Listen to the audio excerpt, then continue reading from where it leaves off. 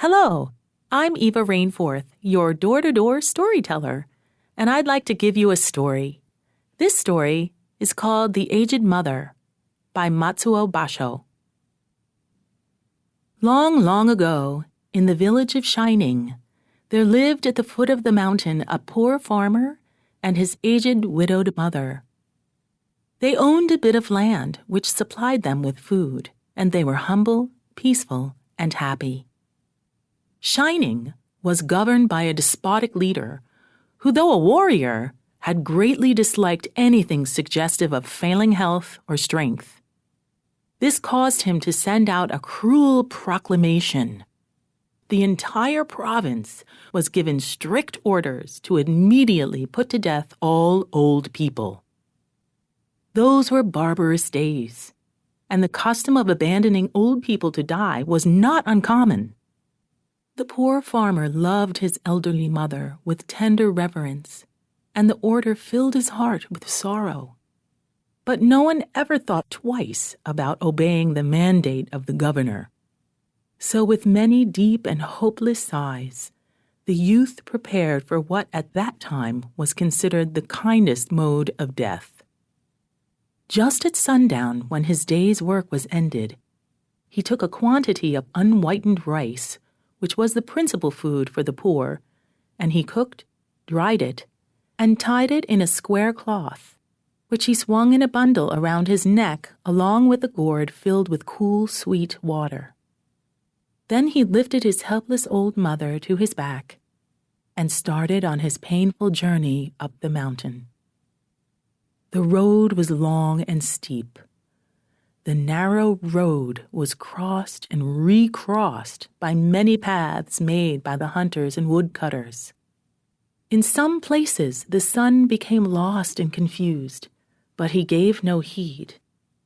One path or another, it mattered not. On he went, climbing blindly upward, ever upward, towards the high, bare summit of what is known as Obatsuyama, the mountain of the abandoning of the aged. The eyes of the old mother were not so dim that they failed to note the reckless hastening from one path to another, and her loving heart grew anxious.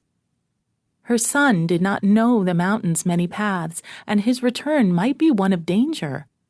So she stretched forth her hand, and snapping the twigs from brushes as they passed, she quietly dropped a handful every few steps of the way, so that as they climbed, the narrow path behind them was dotted at frequent intervals with tiny piles of twigs.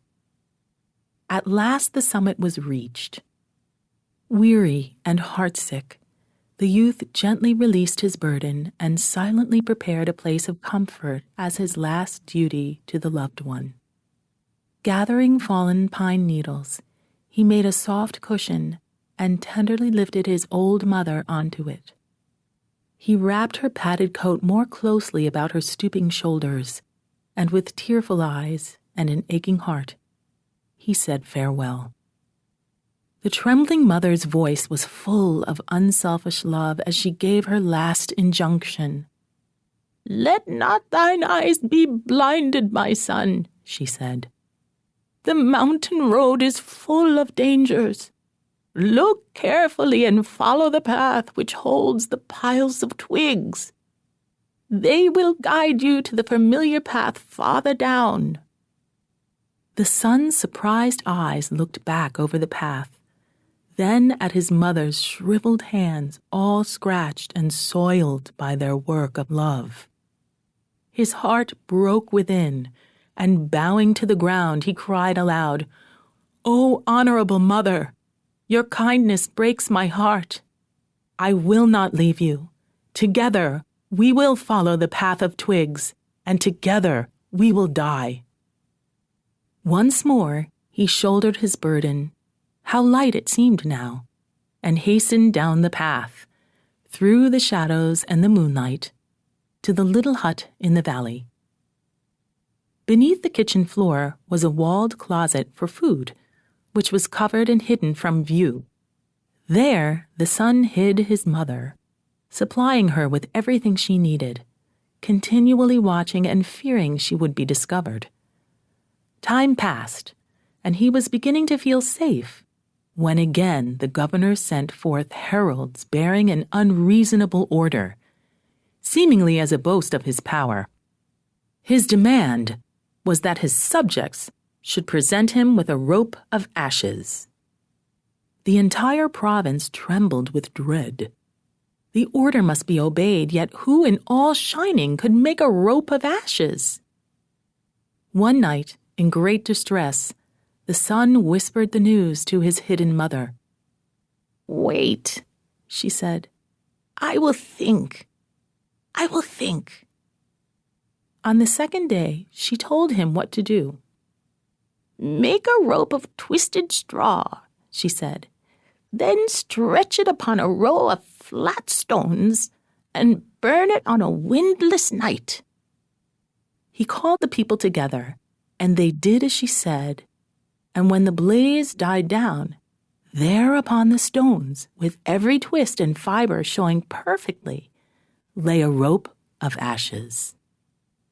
The governor was pleased at the wit of the youth and praised him greatly, but he demanded to know where he had obtained his wisdom.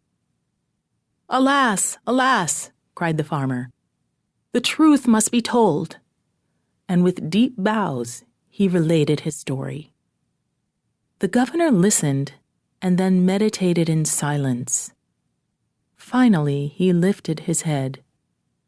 "Shining needs more than strength of youth," he said gravely.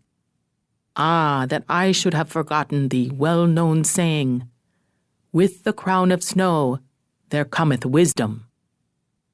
At that very hour, the cruel law was abolished, and custom drifted into as far a past that only legends remain.